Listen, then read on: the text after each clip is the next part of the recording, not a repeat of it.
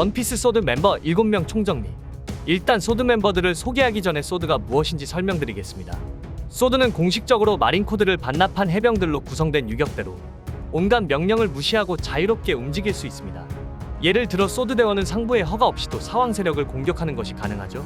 세계 귀족 직속의 최상급 사이퍼폴 기관인 CP0조차 사왕과 교전하려면 상부의 허락이 필요하다는 점을 생각하면 파격적인 특권입니다. 그 대신 소드 대원은 직위를 막론하고 해군으로부터 언제든지 내쳐질 수 있습니다. 그 증거로 아오키지의 대사에 따르면 그 대신 해군은 이 녀석들의 행동에 일절 책임지지 않고 언제든 꼬리를 자를 수 있다고 말했죠. 이 때문에 소드 대원을 붙잡아서 정보와 교섭을 시도하는 것은 헛수고죠. 아무리 명성이 높은 해군 장교라도 소드 대원은 일단 붙잡히면 일개 퇴역 장병에 불과하기 때문이죠. 자, 그럼 멤버들을 소개하겠습니다. 1. 엑스드레이크. 956화에서 엑스드레이크가 소드의 대장인 게 밝혀지면서 처음으로 소드 존재가 드러났습니다. 코비에게 와노쿠니에서 사왕 빅맘과 카이도가 손을 잡았다는 내용과 CP0를 목격했다는 내용을 전달했죠. 그리고 엑스드레이크는 해군 장교 출신 해적 엑스 베럴즈의 아들로 태어났고 어린 시절부터 해군의 꿈을 키웠으나 아버지는 어떤 일로 해적이 되고 과거의 아버지를 믿고 따라갔던 드레이크는 학대를 받으면서 강제로 해적으로 살았습니다. 13년 전 베럴즈가 우연히 수술수술 열매를 손에 넣고 해군과 거래를 시도했을 때 정보를 입수한 돈키호테 패밀리가 먼저 베럴즈의 해적단을 덮쳤습니다. 운 좋게도 돈키호테의 도플라밍고가 세 장을 펼칠 때 범위 밖에 있어서 목숨을 건졌고 뒤늦게 참극의 현장에 도착한 해군의 보호를 받았죠. 당시 학대를 받아 나이에 비해 외양이 가냘픈 데다가 아버지를 겁내는 모습에서 해군이 소년이라 판단한 것이죠. 이때 간접적으로 트라팔과 로의 도주에 큰 도움을 주었죠. 그 후 해군에 입대해서 해군본부의 소장 및 해군 기밀 부대 소드의 대장까지 올랐습니다. 그리고 동물계 고대종 용용 열매 모델 알로사우루스 능력자이며 어느 시점에서 상부의 명을 받고 해군을 배신한 타락한 장교로 위장한 채 해적 붉은 깃발로서 명성을 떨치기 시작했죠. 그리고 샤본디 제도에서 초신성 중 한 명으로 등장했고 정상전쟁이 종료된 후 직접 카이도우 해적단에 입단했죠. 그 후 와노쿠니에서 카이도우 편에서 조금씩 활약을 했고 엑스드레이크는 로를 풀어주고 로가 풀려나는 동시에 호킨스는 로에게 패배했죠. 956화에서는 에비스 마을의 허름한 폐가에서 왕의 부하 칠무의 제도 폐지로 특별한 것 없는 해적이 된 보아 행콕을 체포하기 위해 여인섬으로 향하고 있던 코비와 접선하는 모습을 보여주었고 전보를 통해 사왕 둘이 동맹을 맺었다는 것, 루피의 소재를 파악하지 못했다는 것과 와노쿠니의 CP0가 다녀갔다는 사실을 전했죠. 그러면서 정부가 와노쿠니에 접근하는 것에 무슨 의도가 있다는 것을 짐작하고는 그 사실을 코비에게 전해줬죠. 그리고 토비로포가 모인 자리에도 등장하고 카이도우를 만나러 가는 것도 나왔습니다. 이후 1년의 사태로 인해 야마토 추적이 중단된 상황에서 후즈 후가 퀸을 죽이고 싶은데 도와달라고 요구하자 귀찮다는 반응을 보이면서도 후를 따라 나섭니다. 그러나 그것은 트라팔과 로가 풀려난 것으로 인해 드레이크의 정체를 의심한 후즈 후의 함정이었고 결국 후즈 후와 퀸, 바질 호킨스에게 붙잡혀 다굴당하는 신세가 되죠. 그리고 무언가 트릭을 썼는지 방을 폭파시키고 이를 틈타 밖으로 빠져나오는데 성공하고 밀짚모자 일당편으로 들어가 같이 싸우게 되죠. 결국 CP0에게 심각한 부상을 입고 쓰러지게 되고 마지막에 살아있는지 죽었는지는 안 나오고 끝이 났죠. 2. 프린스 그루스. 초인계 질척질척 열매 능력자로 소드에서 소장 직책을 맡고 있습니다. 966화 표지에서 쿠자쿠 소장과 함께 드레스로자에 나타난 것이 첫 등장하였습니다. 카폰의 배지에 수배설을 들고 샬롯 시폰을 찾던 중 끝내 발견한 줄 알았으나 시폰이 아닌 로라였죠. 이후 로라를 시폰으로 오해하고 구하기 위해 달려온 카폰의 배지의 부하 고티와 싸우죠. 그 후 코비를 구하러 세라핌을 빌려 해적섬에 함께 쳐들어가자는 헤르메포와 히바리의 부탁을 거절하는 장면으로 정식 등장하였고 사왕의 본거지는 위험하고 드레이크와 교신이 안 돼서 움직이지 못한다는 언급으로 모아 엑스 드레이크 바로 밑에 부대장으로 추정되죠. 결국 가프를 따라 해적섬 벌집에 도착했고 능력으로 만든 점토 인형과 점토화시킨 아군을 통해 해적들을 유인했죠. 이렇게 유인한 해적들은 쿠자쿠가 가두고 가프가 갤럭시 임팩트로 쓸어버렸습니다. 가프의 군함을 받아내고 코비가 드디어 탈출하자 안심해야지만 한편 가프가 자신을 제쳐두고 코비를 해군의 미래라고 지칭하자 불만을 보였습니다. 하지만 뒤이어 퇴역한 쿠잔이 나타나 상황을 방해했죠. 코비가 섬섬 열매 능력자인 아발로 피사로의 거대 팔을 뭉개버리자 진흙을 거미줄 형태로 펼치는 진흙줄이라는 기술로 그 파편들을 전부 막아내 군함을 탈출시키는 데 성공하였습니다. 그리고 가프는 마지막으로 그루스의 이전 질문에 대답하듯 너희 모두 해군의 미래다 라고 외치고 그대로 얼려졌죠. 3. 쿠자쿠. 쿠자쿠도 소드에서 소장 직책을 맡고 있고 그녀의 할머니는 해군 중장치로입니다.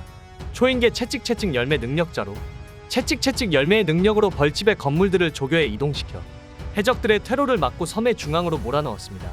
이렇게 한 곳에 몰아넣어진 해적들은 군함과 함께 섬 중앙으로 날아온 가프의 갤럭시 임팩트를 정통으로 맞아 토벌당하죠. 4. 코비 소드 멤버이며 직책은 대령입니다. 크로스 길드에서 정한 현상금은 5억벨이며 비능력자이죠. 루피처럼 잘 성장한 캐릭터이고 가프의 밑에서 훈련한 잠재력 높은 캐릭터이기도 하죠. 과거 알비다 해적단에서 노예처럼 일하다가 루피를 만나 같이 탈출한 후 해군의 꿈을 키워 앞으로 나아갔습니다.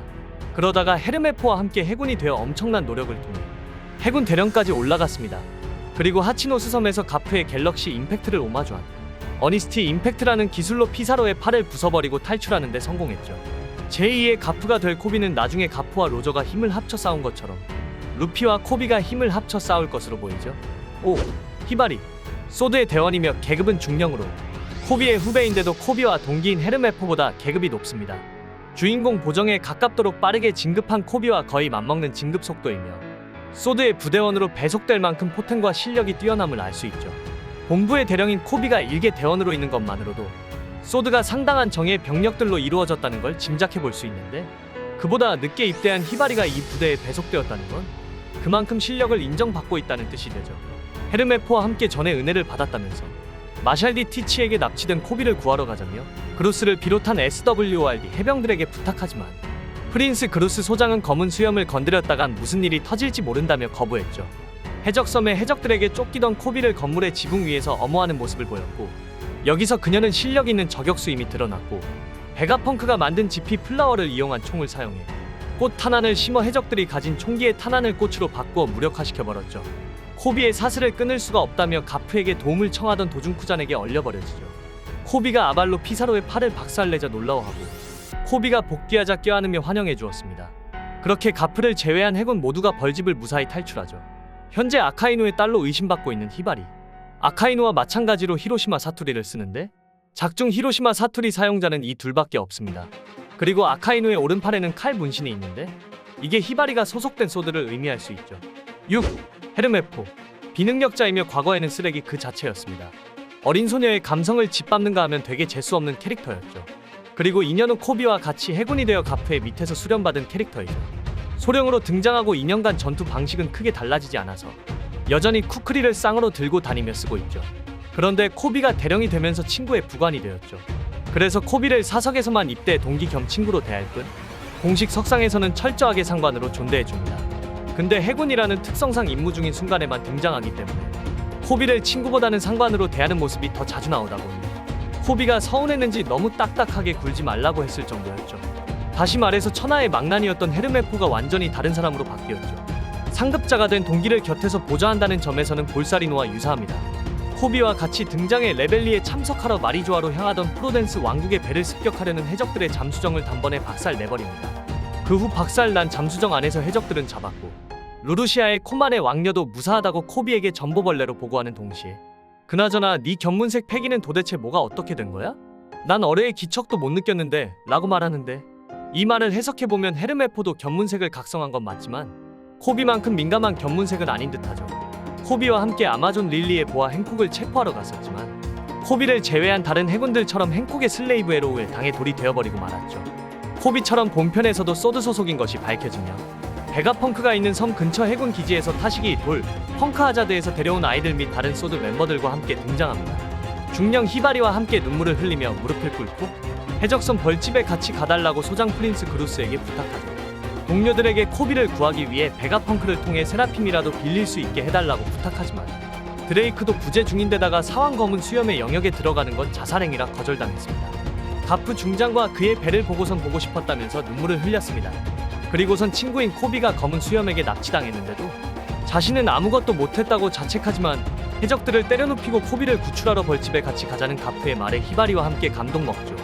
가프로부터 해적들이 코비와 그루스를 방해하지 못하도록 둘을 엄호하라는 지시를 받고 날아오는 대포를 칼로 막아냅니다. 그리고 코비가 군함을 부수려는 아발로 피사로의 팔을 박살내자 그를 공중에서 구해준 후 환호하죠. 하지만 가프가 해적섬에 잔류한다는 사실에 놀라죠. 7. 대머리 남성 966화 표지에서 쿠자쿠 프린스 그루스와 함께 드레스로자에 나타난 것이 첫 등장이었고 1080화에서는 프린스 그루스에 의해 점토 인간이 되어 3명으로 구성된 돌격대의 일원으로서 벌집을 공격하죠.